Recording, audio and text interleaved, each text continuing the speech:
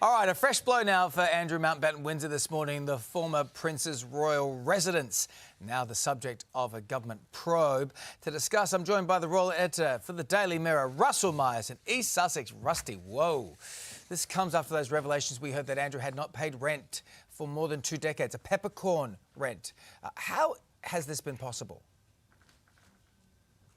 Hi there, DC. Well, it's another round of allegations for Prince Andrew to look at. Was he paying the right amount of money? Was this peppercorn rent the right deal for the taxpayer? Now, if you remember that Prince Andrew has been, or the former Prince Andrew, we should say, has been in the news a lot recently due to his relationship with Jeffrey Epstein. Then the King took that extraordinary set of measures, stripping him of all his princely titles and his honours. Now, MPs stood up in the Houses of Parliament in London and they wanted to know how he could simply afford to live this luxury lifestyle. You're seeing pictures there of his 30-room mansion Royal Lodge where he's been living for the last 20 years. But this is not only an issue for Prince Andrew, it is also an issue for the rest of the royal family, because now the Public Accounts Committee, a pretty heavy body inside Parliament, wants to know the royal finances. And they've always been pretty opaque. We won't really know how the royal family afford their living in such huge palaces and castles.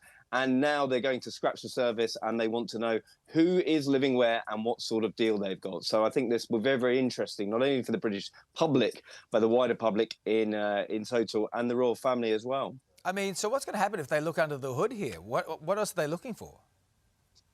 Well, for sure, it's not just Andrew Mountbatten-Windsor, it's also Prince Edward. It's been revealed in the last few days that he had a very, very similar deal as well, paying a lump sum to live at Bagshot House, which is a huge, huge manor house. Of course, the Prince and Princess of Wales have moved house yet again in the last few weeks.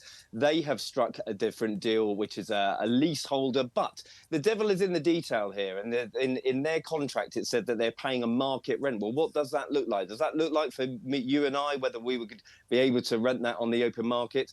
It doesn't seem possible when all the royal family are living in such huge, huge mansions. And of course, the King is a billionaire, but where does all his money come from? I think the taxpayer really wants to know, how much the royal family are being funded. Yeah, and also as well, we're hearing reports this morning that Andrew left one of the places in not very good state. The probe will begin early next year.